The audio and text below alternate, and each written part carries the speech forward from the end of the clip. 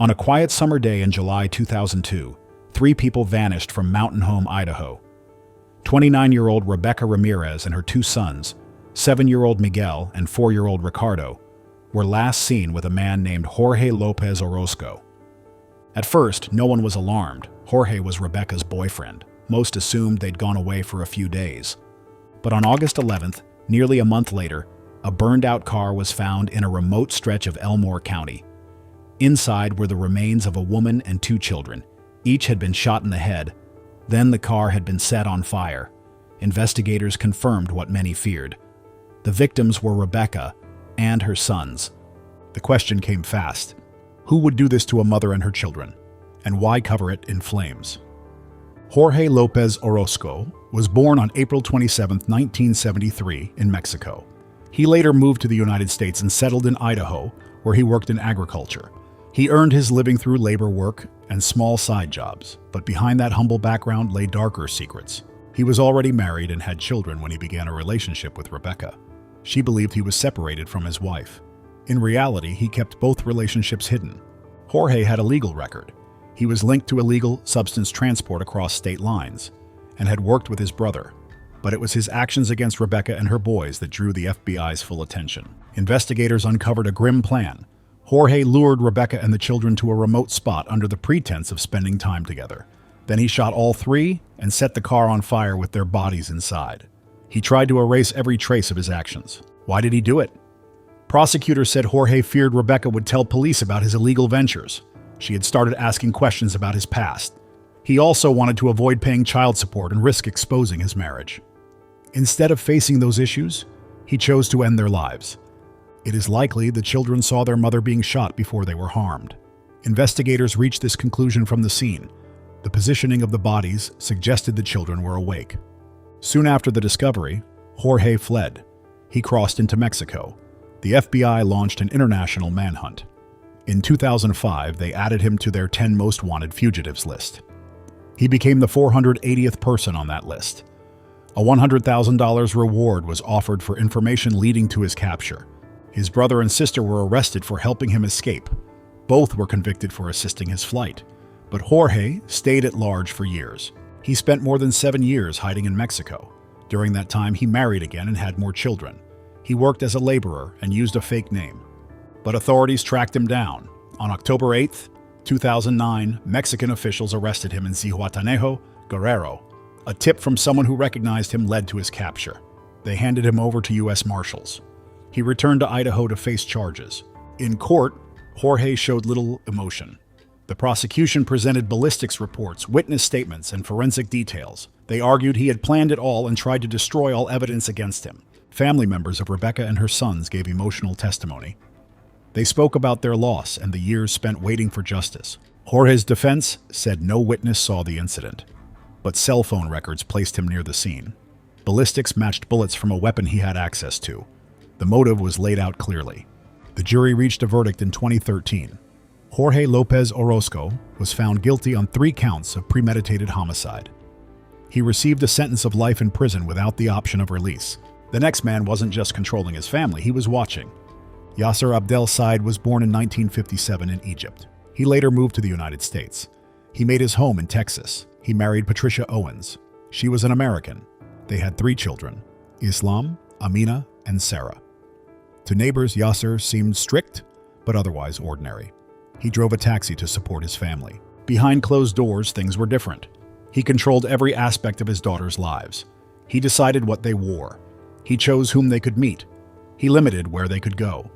As they grew into teenagers, he grew more worried. He thought they were becoming too American.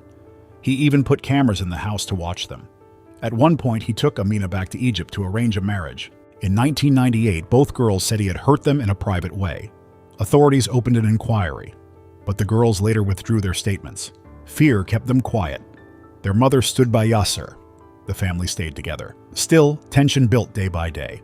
Amina and Sarah wanted out. They tried. In late December 2007, the 2 daughters and their mother ran away to Oklahoma. They hoped to start fresh. They had new plans for school. They had boyfriends. They had hope. But just days later, Patricia believed Yasser had changed. She brought the family back to Texas. That decision ended in tragedy. On January 1st, 2008, Yasser asked his daughters into his cab. He said they would go out to eat. Instead, he drove them to Irving, Texas. There, he shot both of his daughters in the back. Sarah managed to call 911. Her voice shook. She said, "Help! My dad shot me. I'm hurt." The call cut off before more words came. When officers arrived, both girls had already lost their lives. Amina was declared gone at the scene. Sarah passed away soon after. Yasser was gone without a trace. Prosecutors later described his actions as an honor-based fatal act. He believed his daughters had brought shame by choosing their own paths. To him, their hopes, dating, and free choice were unacceptable. Afterward, Yasser vanished. The FBI put him on their 10 most wanted list in December 2014. Over the years, tips arrived but led nowhere. Many thought he had fled the country. In 2020, investigators found him living with relatives in Justin, Texas, just 30 miles from where the girls lost their lives. His son and brother had helped him stay hidden. On August 26, 2020, agents arrested him quietly. He gave no resistance. He showed no regret. His trial opened in 2022. Family photos and Sarah's final call echoed through the courtroom. Witnesses spoke about years of fear and control. The jury heard how the sisters had tried to flee. In the end, the evidence left no doubt. The jury found him guilty of capital charges. He received a life sentence without any chance of release. He now remains in a high-security unit of the Texas prison system. At sentencing, he spoke only once. He whispered that he did not harm his daughters. No one believed him. The proof and Sarah's last words answered every question. The next man feared being named, so he left no one alive. Thang Thanh Nguyen was born in Vietnam in 1966. He moved to the United States in the late 1980s and settled in California.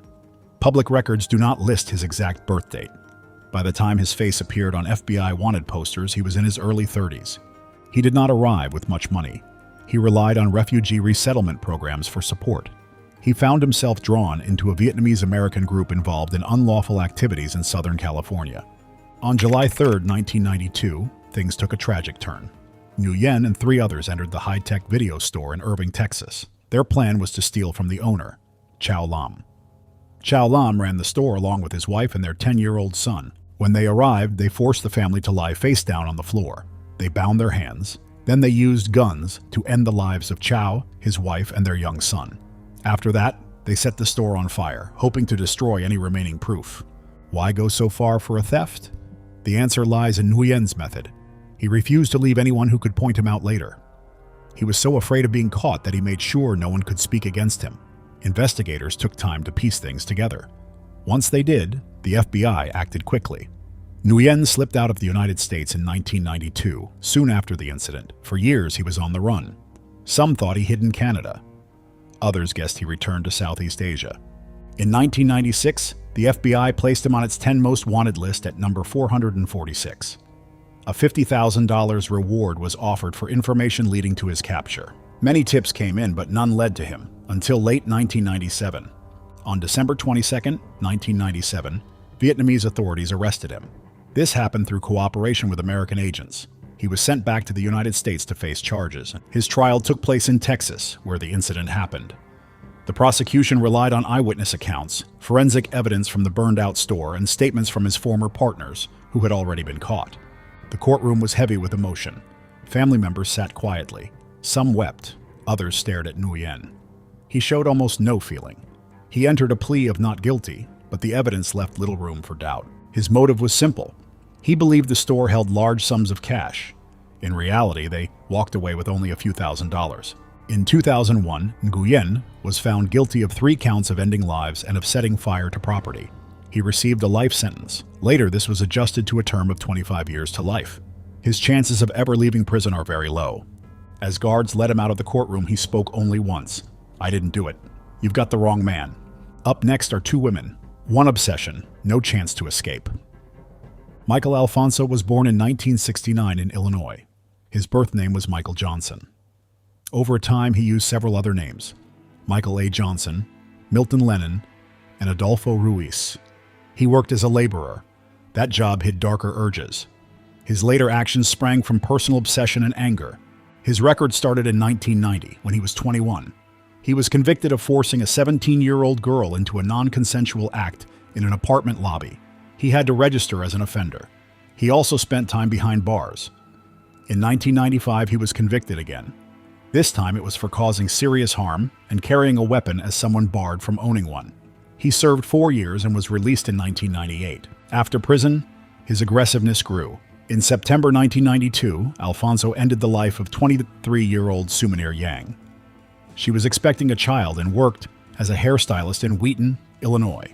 Her remains were found in November of that year. They had been involved while she was apart from her husband. When she chose to return to her spouse, he lost control. Years later, in June 2001, he began seeing Genoveva Gina Vasquez. She was 28 and worked as a restaurant shift supervisor. Gina told co-workers about problems in her marriage. Alfonso became obsessed. When she said she planned to reunite with her husband, he began to follow her. On June 5, 2001, he blocked her in a restroom. He threatened her and her family. He shoved her. She was too frightened to report him. The next day, June 6th, Alfonso met Gina outside the restaurant. He followed her back inside. He fired a gun at her from very close range in front of customers and co-workers. She was rushed to the hospital but did not make it through. Witnesses gave her name and described his black Pontiac. Law enforcement issued a regional alert. What drove him was pure jealousy and rage. Gina's choice to leave him threatened his sense of control. That same month, his car was found abandoned at Indianapolis International Airport. 2 weeks later, Alfonso vanished. He fled to Mexico. His case gained national attention. In January 2003, the FBI added him to its 10 most wanted fugitives list. They offered a $50,000 reward. Over the next 3.5 years, he moved through Mexico, Guatemala, and Belize. TV shows across the country featured his story. Public tips and media coverage helped authorities track him down. On July 15, 2004, FBI agents and Mexican federal police arrested him in Veracruz. He was brought back to the U.S. soon after. At trial in Illinois federal and state courts, Alfonso faced many charges. These included 2 counts of first degree of taking a life, one involving an unborn child, stalking, abduction, forced non-consensual acts, hiding a body, weapon violations, and inflicting serious harm. The prosecution laid out the chilling details of both cases and his pattern of threats and control. Alfonso offered no real defense and pleaded guilty. In July 2007, he was found guilty on all counts. The judge sentenced him to life in prison without any chance for release. He is now held at Stateville Correctional Center in Illinois. The next man didn't just run from prison, he made sure no one could stop him. Ted Jeffrey Otsuki was born in Harlingen, Texas, in 1951. He is of Japanese descent and holds American citizenship. He did not grow up with much money. This path led him into illegal acts. By the late 1970s, Otsuki had moved into serious offenses. He stole money from banks. For that, he was sent to Leavenworth Federal Prison in Kansas for 7 years. He left prison on parole around 1987 but did not follow the rules of that release. He had been living under strict supervision at a halfway house in Boston, but within months he cut off contact and disappeared. He also started using aliases, including John Yamada, as he moved between cities. On October 2, 1987, Boston officers were called to a reported domestic dispute. 2 of them, Roy Joseph Sergey and Jorge Torres, found Otsuki in a narrow alley behind an apartment on Commonwealth Avenue. Otsuki believed they had come to take him back for violating his parole. He carried a semi-automatic pistol. He tried to run but then turned and opened fire on the officers. Officer Jorge Torres was hit. Officer Roy Sergey was struck multiple times, in the chest, side, and hip. 17 days later, Sergeant Sergey passed away at Brigham and Women's Hospital. He was 38 years old and had a wife and 2 young children. He had served with the Boston Police Department for over a decade and was well respected by his peers. During the later trial, witnesses said Otsuki hesitated after seeing Sergey. Then he aimed again and fired at least 3 more rounds. That pause and those extra shots showed he made a conscious decision to shoot. Otsuki claimed he thought the officers would send him back to prison for his parole breach. Prosecutors argued that his choice to run and to keep shooting proved he knew what he was doing. They said his actions showed he was trying to avoid prison. After this incident, Boston police issued a warrant charging him in the officer's loss. Otsuki fled across the United States and eventually reached Guadalajara, Mexico. He traveled under false identification and relied on contacts in the illegal trade for temporary shelter. Reports later confirmed he moved between several border towns before settling in Guadalajara. He stayed hidden for almost a year. On September 4, 1988, the FBI and Mexican Federal Judicial Police captured him there. He was arrested at a small apartment without a fight. Inside, agents found a fake passport, several maps, and travel documents. His trial took place in Suffolk County, Massachusetts. On May 16, 1989, a jury heard evidence from ballistics tests and eyewitness testimony. They found him guilty of first-degree homicide for Sergeant Sergei's case. He was also found guilty of trying to harm Officer Torres, of shooting at other officers, and of illegal possession of a firearm. The courtroom remained silent as the verdict was read. Otsuki showed no emotion. Members of Sergeant Sergei's family seated in the front row later said justice had been served, but no sentence could bring him back. The judge sentenced him to life in prison for the homicide plus 20 more years. He is not allowed to seek early release. As of July 17, 2025, Otsuki is about 74 years old and remains behind bars in Massachusetts, serving that sentence. The next individual ran an empire on both sides of the border, but that wasn't the only thing he was hiding. Augustin Vasquez Mendoza was born on March 23, 1971. He grew up in a small village in rural Mexico. Most families there worked hard just to get by. Like many in his community, he saw few chances for a better life. That lack of options may have pushed him to look for faster ways to get ahead. In the 1990s, the U.S.-Mexico border saw many smuggling operations of illegal substances. Mendoza joined one of those networks. He did not start at the bottom.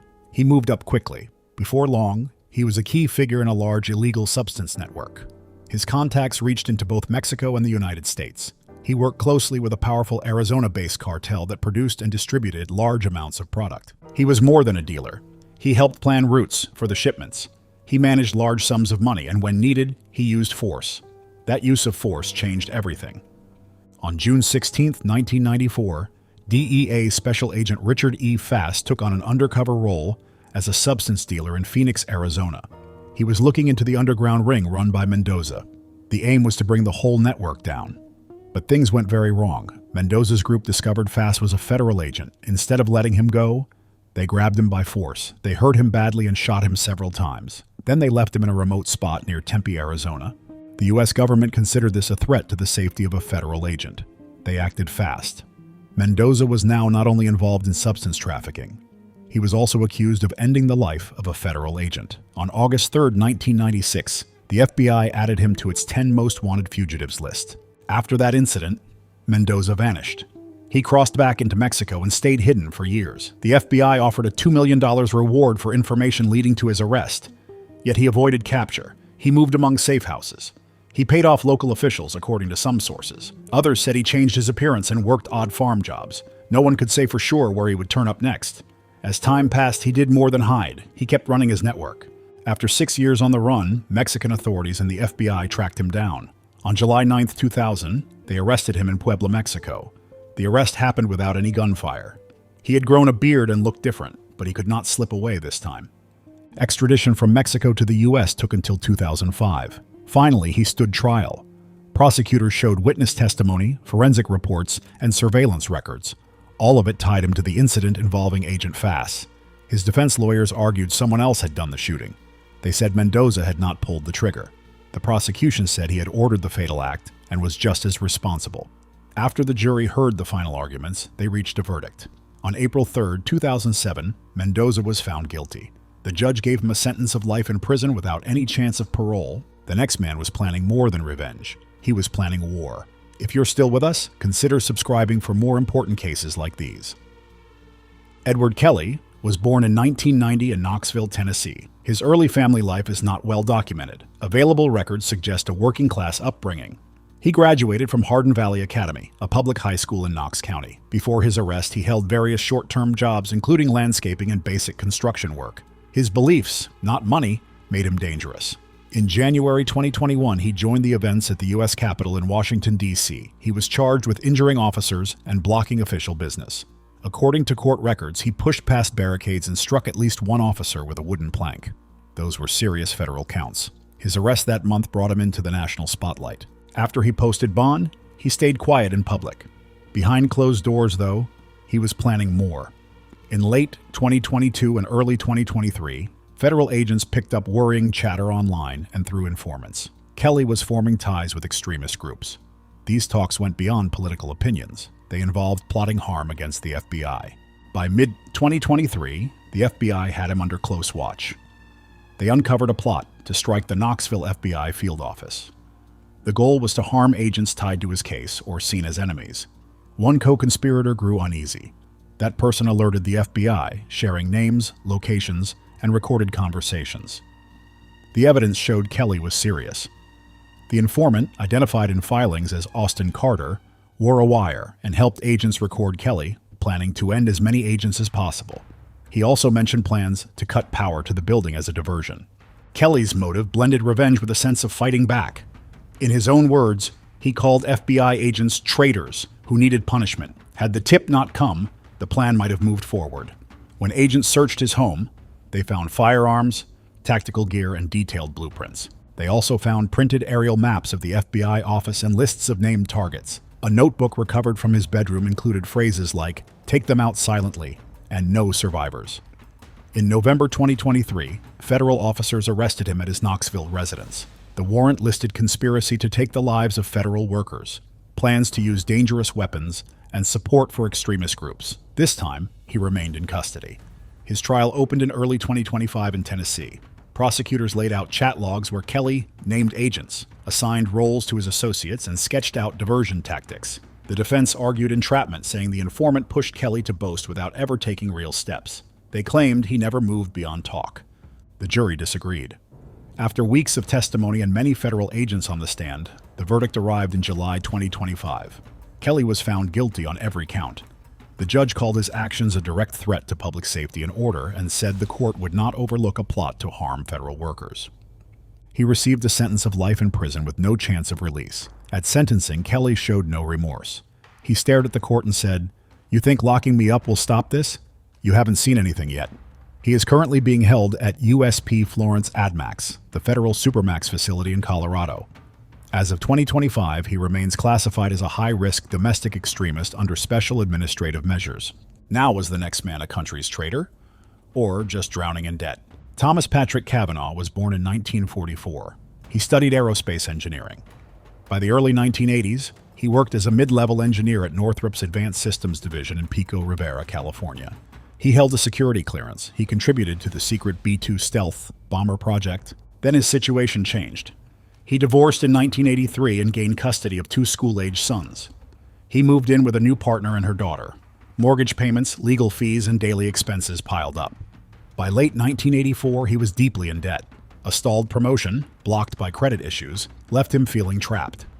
Under mounting pressure, Kavanagh reached out to the Soviet embassy in Washington, D.C. and the consulate in San Francisco. He offered B-2 manuals and blueprints under the name Mr. Peters. He made it clear he wanted top-secret documents and big money in return. On December 10th, 1984, he met at a small inn in Hawthorne. FBI counterintelligence had already intercepted his calls. He believed he was dealing with Soviet handlers, but they were actually undercover agents. He offered highly sensitive materials for an initial payment of $25,000. 2 more meetings followed. On December 12th, at a motel in Bellflower, he handed over physical blueprints and manuals. He stressed the data's huge value and promised more if paid. Then, on December 18th, at a hotel in Commerce, he received $25,000 in cash and agreed to supply additional materials for another $30,000. When agents moved in, they found a .45 caliber pistol on him. That suggested he feared being caught or harmed. He was arrested on the spot. In March 1985, Kavanagh stood before Judge Matthew Byrne Jr. in federal court. He pleaded guilty to 2 counts of sharing classified information. He admitted he knew the documents were meant for Soviet use and could damage U.S. security. He told the court he never intended real harm. He was only trying to solve his financial crisis. The assistant U.S. attorney painted a harsh picture. He said Kavanagh was willing to sell his country on the installment plan, driven by greed and desperation. The defense argued that personal hardship, not loyalty to an enemy, was the real motivator. Judge Byrne asked him, "Why in the world did you do it?" On May 23, 1985, the judge sentenced Kavanagh to life behind bars. He wanted to send a clear warning about the dangers of exposing top-secret projects. Prosecutors had even sought a 99-year term. Kavanagh addressed the court in a shaky voice. He said he hoped the first 40 years of his life would still mean something. He apologized for betraying the nation he loved and for his desperate actions. He vanished into the forest and stayed hidden for 5 years. Eric Rudolph was born in 1966 in Merritt Island, Florida. His childhood seemed ordinary. His family of 6 lived a modest life until his father passed away from cancer in 1981. When Rudolph was 15, he and his siblings moved with their mother to a 6-acre homestead in western North Carolina. There, they lived off the grid. They grew their own food. They raised animals. They filtered their own water. Faith played a major role in their daily life. This new setting exposed Rudolph to radical ideas. A neighbor with extreme anti-government views influenced him. Later, he spent time at a religious compound in Missouri that shaped his beliefs. He left public high school and earned a GED.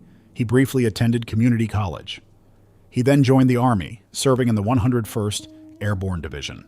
In 1989, he was discharged for violating rules on soft substance use. By the early 1990s, Rudolph had joined white supremacist and Christian identity groups. He grew strongly opposed to abortion, the federal government, and what he called ideals of global socialism. He lived off the grid. He worked as a carpenter. He avoided banks and credit cards. He practiced survival skills in North Carolina's forests. On July 27, 1996, during the Atlanta Summer Olympics, Rudolph planted an explosive under a bench in Centennial Olympic Park. The device was packed with nails and pipes meant to harm. He made 2 anonymous calls to warn authorities. They had only minutes to act, but it was too late. The blast led to the loss of life of 44-year-old Alice Hawthorne and triggered a fatal heart event in a Turkish cameraman. Over 100 people were hurt. Rudolph later said he saw the games as a symbol of a government he despised. Questions arose. Why target a global event? Was he seeking attention or maximum impact? Rudolph seemed focused on making the world notice and feel fear. Over the next 18 months, he planted 3 more explosives. On January 16, 1997, he set off an explosion at a health center in Sandy Springs, Georgia. No one lost their life, but 4 people were hurt, including responding officers and journalists. On February 21, 1997, he bombed the Other Side Lounge, an Atlanta nightclub. That blast injured several patrons and included a second device aimed at first responders. On January 29, 1998, Rudolph struck the New Woman All-Women Healthcare Center in Birmingham, Alabama. He sent a FedEx package packed with dynamite and shrapnel. Nurse Emily Lyons was hurt, and off-duty officer Robert Sandy Sanderson lost his life. A college student and a nearby diner customer noted Rudolph's license plate as he calmly walked away. That clue led police to confirm his identity. After the clinic incident, Rudolph vanished into the Nantahala National Forest. The FBI, state task forces, and local sheriffs launched one of the largest manhunts in U.S. history. They scoured western North Carolina for years. Many assumed he had disappeared for good. But someone skilled at living off the land remained hidden. On May 31, 2003, Rudolph was spotted searching a dumpster behind a grocery store in Murphy, North Carolina.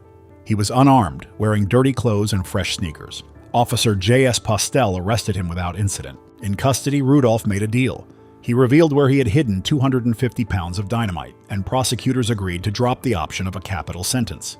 In April 2005, he pleaded guilty in both Georgia and Alabama.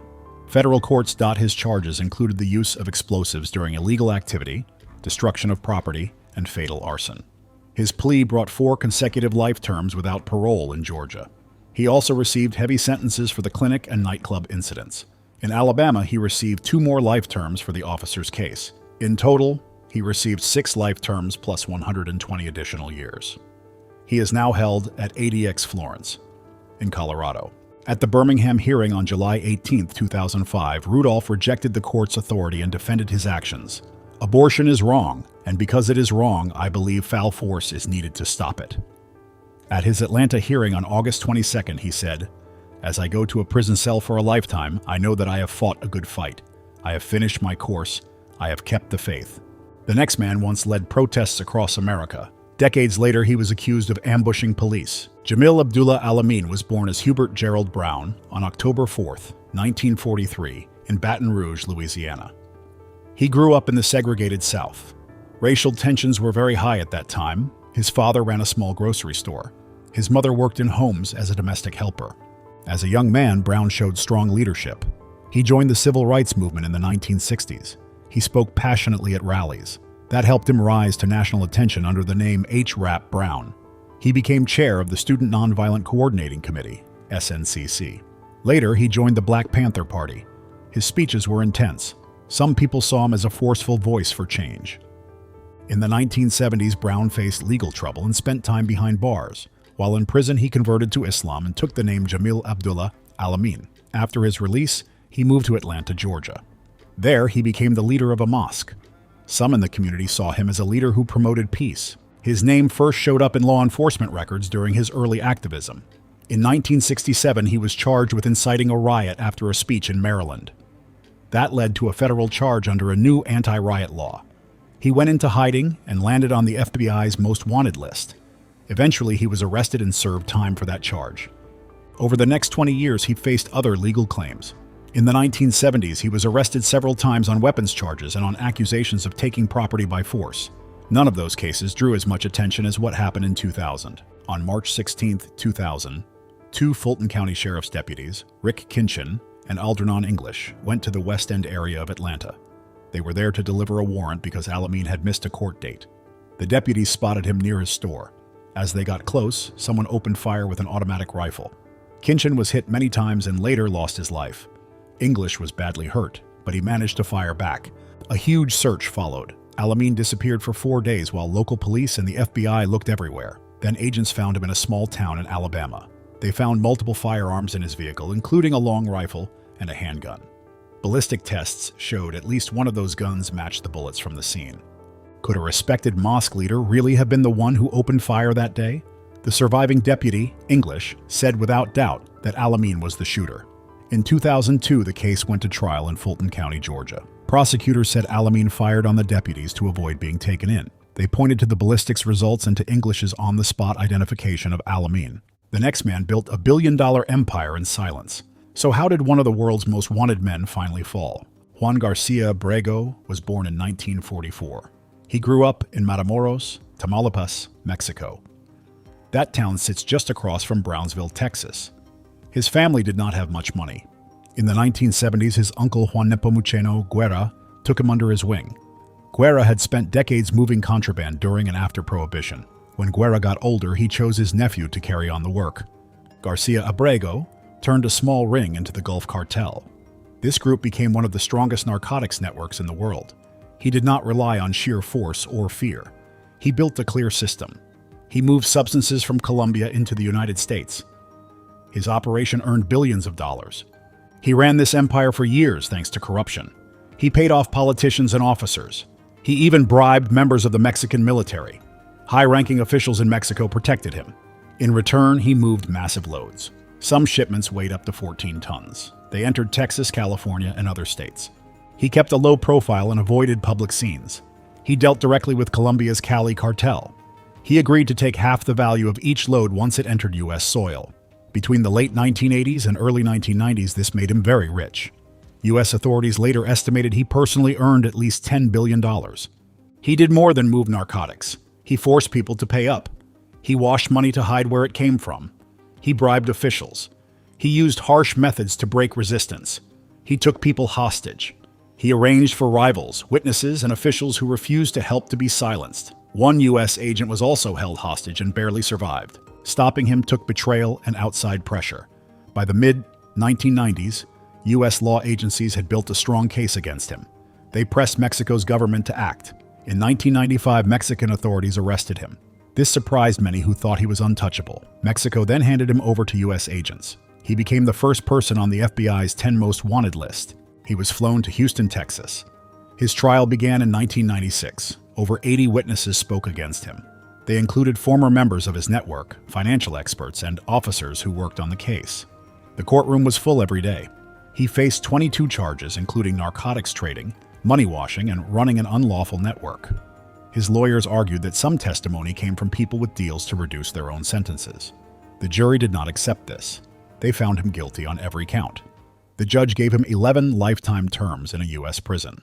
The court wanted to make sure he would never get out. When asked if he had a final statement, he spoke through his translator.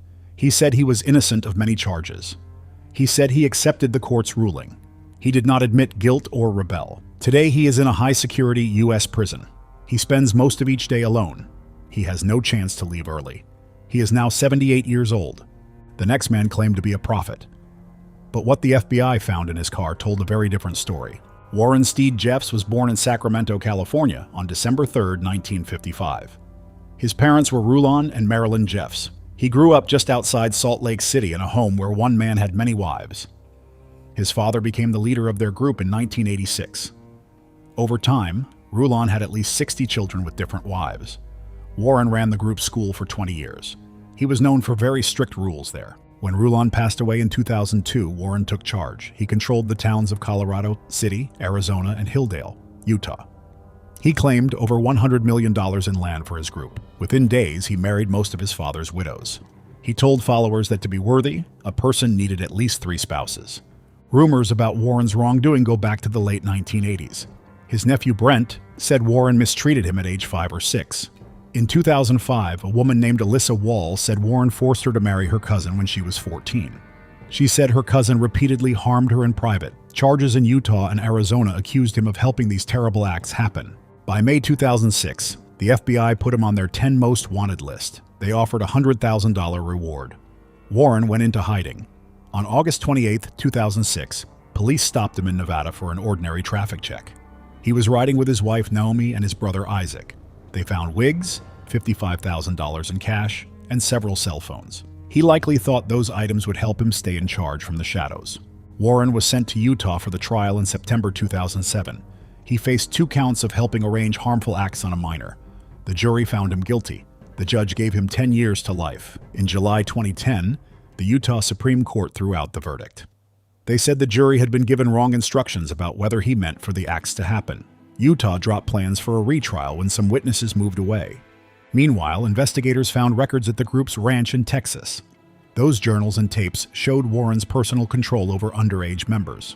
In 2011, at a trial in San Angelo, Texas, prosecutors played one tape of Warren with a 12-year-old. They also read journal entries where he wrote commands like, "That girl is mine." Warren chose to speak for himself.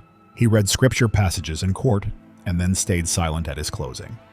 On August 9, 2011, the jury found him guilty of severe wrongdoing involving 2 underage girls, one aged 12, the other 15, who later had his child. Judge Barbara Walter sentenced him to life plus 20 years. He will be eligible for review in 2038. He also received a $10,000 fine. Even behind bars at the Louis C. Powledge unit in Texas, Warren tried to lead. He refused food until staff gave him medical care through a tube. He harmed himself by banging his head and tried to hang himself. Those actions landed him in solitary housing in the prison hospital. Now, how does a star student become a ghost with a rifle? Tony Ray Amati was born in 1976 in Carbondale, Illinois. In 1992, when he was 16, his family moved to Las Vegas, Nevada. He attended Clark High School and graduated with honors in 1994. While still in school, he worked as a telemarketer. Court experts later described him as very smart and aware of right and wrong. They also noted obsessive-compulsive traits, the personality characteristics you would see in a good accountant. His family was middle class and lived modestly. His involvement in serious wrongdoing began in 1996. Early that year, Amati teamed up with 2 older men, Troy Sampson, 27, and Edward James, 23. On May 26th, they broke into Master Shooter's Supply in southern Las Vegas. They made off with about 75 firearms and ammunition valued at roughly $30,000. The next day, May 27th, their series of shootings started. They spotted Michael Matta, a 27-year-old drywall worker, rummaging through a dumpster. Without warning, all 3 opened fire with more than 20 rounds. Matta did not survive. On July 28th, they struck again. Near a garage just blocks from the first scene, they opened fire on John Garcia, age 48. Witnesses saw 2 men running away afterward. About 4 weeks later, in August 1996, they confronted Keith Dyer, 22, and his co-worker Stacy Dooley near UNLV. The 3 opened fire again. Dyer was hit 13 times and did not survive. Dooley was wounded in the leg but recovered. Witnesses said they laughed as they opened fire. It appears they treated these shootings as a twisted form of excitement, using stolen weapons for what they called a thrill. When questioned, Amati denied involvement in the first 2 incidents. Still, police found all the stolen firearms in his home. After the August shooting, Sampson and James tried to sell some of the stolen guns to an undercover officer.